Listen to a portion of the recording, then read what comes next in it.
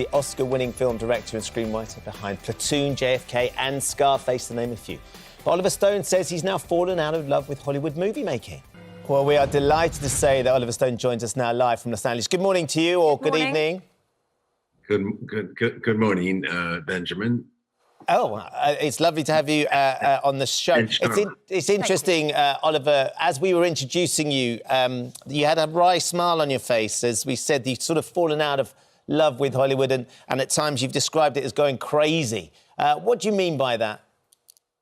Well, I think that's a bit sensational. You know, I think what I'm saying is that Hollywood has changed. And, you know, when I did Platoon, when I did Salvador, I was blowing the explosives myself with the actors. I mean, we had no net. We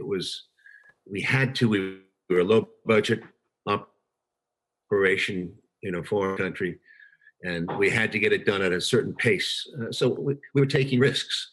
But, you know, now it would be impossible. There's so many insurance clauses, so many advisors. They build the net so big that the safety factor becomes the major issue. Insurance becomes more important than substance. So in a sense, it's just overdone. There's too many people now, too much marketing.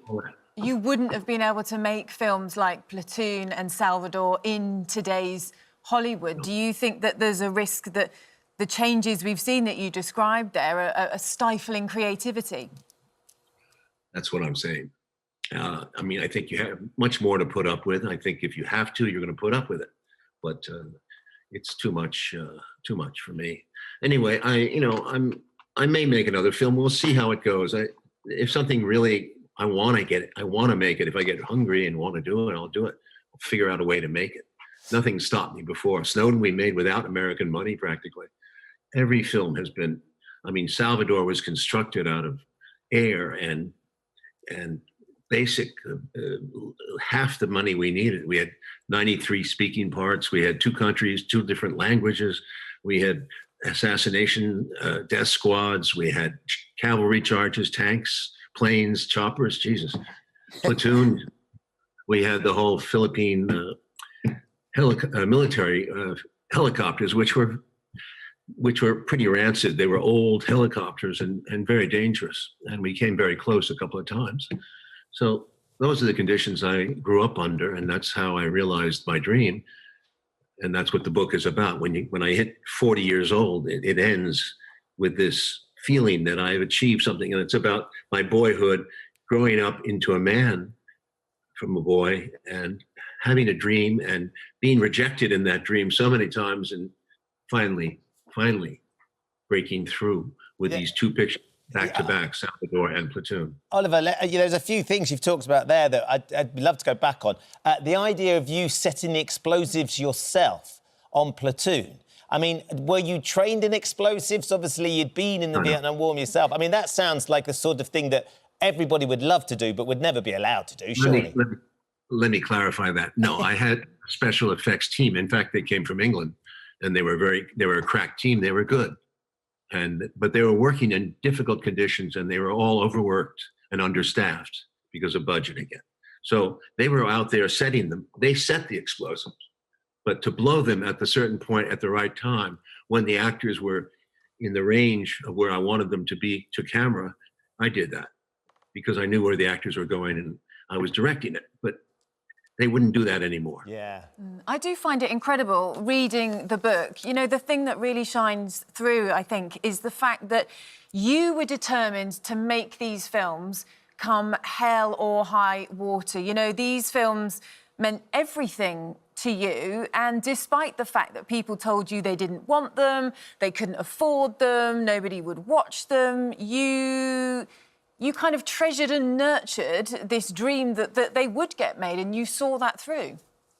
Yeah, from the beginning. I mean, that's what a filmmaker does. I mean, I had already done 2 movies before that, and I'd worked in the studio system on a horror film called The Hand with Michael Caine, which I think is a pretty good film, but I couldn't fit into that system. They were controlling me and giving me people to work with that I couldn't work with. So finally, when I did Salvador in '85, I was able to really work with people I wanted to be with. And that was a difference. and I took the responsibility. The studio somehow, they don't trust people. They don't trust young people who are coming up, and you have to. Maybe it's changed now, so I don't know, but I don't know what's going on. I'm not in touch that close.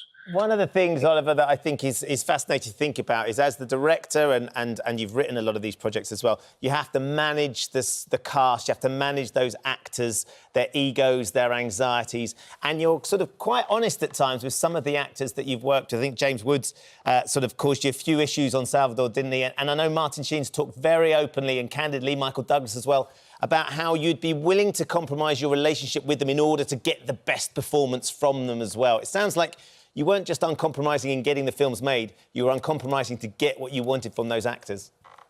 I think a good director will do that. I mean, you have to sometimes get an actor out of his comfort zone. An actor will often tell you how he wants to do things, how he feels, and what makes him comfortable. And I don't blame him. I mean, it's a compromise. You argue, you get your space. Jimmy Woods is a character. I mean, he's a brilliant man, and working with him was a delight on Salvador. And now I'm his good friend. I became his friend through adversity. But at the time, I wanted to kill him. And it's you can see scenes in the book that are incredible. That whole story of that movie was insane. We had half the money we needed, and we somehow completed the movie. And there was an Englishman, by the way, who financed both films, John Daly, who he was a Cockney from London. He'd been in the boxing game, his father too.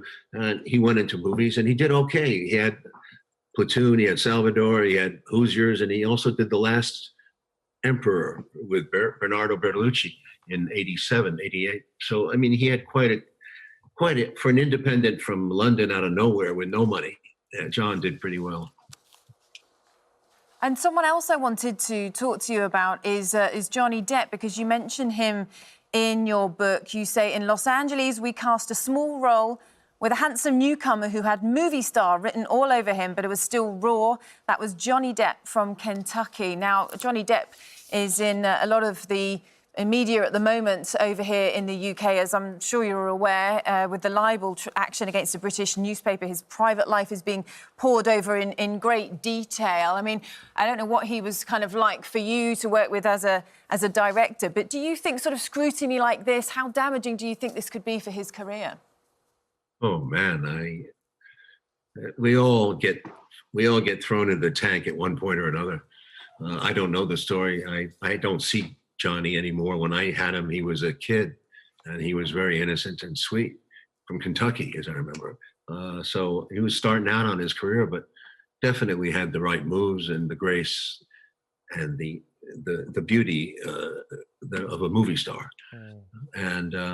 But I can't speak for what happened in his life. No. One of the things that has changed dramatically, though, over the period of your career, Oliver, is this change in how the media, and not just media outlets, but we as the public and the viewing public, pour over every single detail in the most forensic, minute detail about these actors and movie stars' lives. I mean, I wonder sort of whether you would have been able to cope in this day and age with the scrutiny that you're under, because, I mean, the things that you get up to in the book, and you're very honest about your own experiences with drug taking and your own sort of wild times as well, whether actually you would be able to get away with that these days. Oh my God, I guess that's why you live in the time you live in. A memoir must be honest for me to, it can't, you have to bear everything, your soul, you're naked. And I'd been exposed many times negatively in the press, so I kind of got used to it to a degree. It's always painful. But, when people describe you in certain ways, you don't feel that about yourself. But that's what a memoir is about. You come to terms with yourself as an older man, looking back at your life, trying to understand. It goes so fast when you make these movies, one after the other, that you really need to enjoy it. And you have to go back and live the experience, be conscious of it, and bring it out. So I learned a lot writing this book. I learned a lot, not only about movies, but about Vietnam and what that meant for me. And also my parents. It's crucial, that relationship, who your character. I really didn't know who I was, and as much as I do now, because of what I thought. When you write this thing, you live through your parents again. You live through your parents. And I love both my parents, but they had a hard time loving each other. It went back and forth. it was a pretty rocky relationship. Yeah. I learned from both of them. So that's what a memoir is about, and you can't pull punches. It does stop at the age of 40, so I'm assuming that there's going to be a follow-up to this, or at least one, because there's so much more that you achieved after that. The landscape has changed dramatically as well. More recently in America, politically, it's become quite febrile. We've seen the action for Black Lives Matter and what happened with George Floyd. And I know that there's a campaign called Black Hollywood. A range of black film directors are saying that they're actively looking to only work with black leads to try and get more diversity within the movie industry over there. I wonder what you make of that campaign. Do you feel like there is a need to have more diversity within the film industry?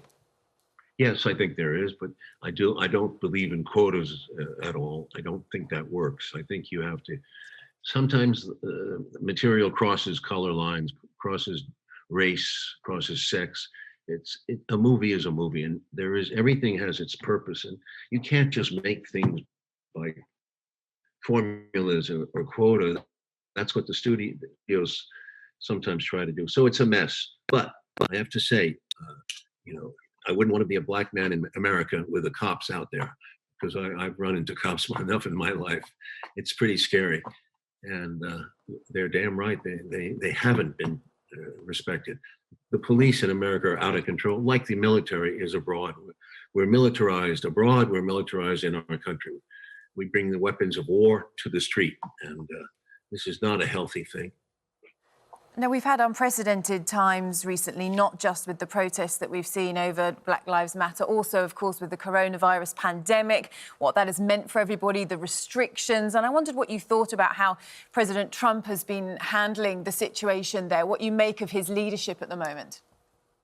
It seems like he's been very roundly criticized. The media has jumped on this, and they certainly have a point. I mean, Mr. Trump is a character beyond belief. You couldn't make a movie about him because he changed his character all the time. He writes his own scenarios. He rewrites them when they don't please him. He doesn't have the same consistency of any of the presidents. I made 3 movies. I made JFK, I made Nixon, and young Bush, W. Nixon was the deepest of them all in terms of his thinking, but I didn't agree with anything they did. I was a dramatist doing a story about a protagonist with whom I didn't necessarily agree. I empathized with them. It's to say I walked in their shoes with them, but I didn't sympathize. Big difference. And if you see the movies, you'll understand what they're about. Mr. Trump eludes description.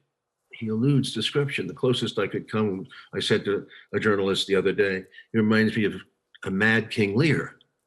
In the sense that which daughter loves me more? He needs love. He wants to be loved so badly, and yet he doesn't understand how to get it.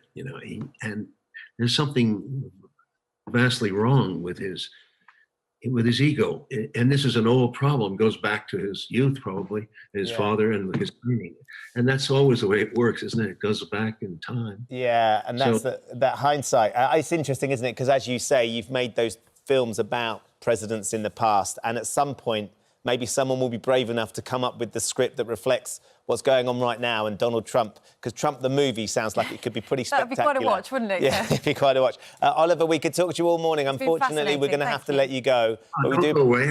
I like Charlotte, and I like you too. It'd be nice to hang. Okay, I understand. You have the pressures of the tabloid business. Yeah. We are live, unfortunately, and there's news and things, but we do appreciate you joining us this morning. Chasing the Light, Oliver's memoir, which stops at 40, so we're hoping there's going to be a good few instalments of this.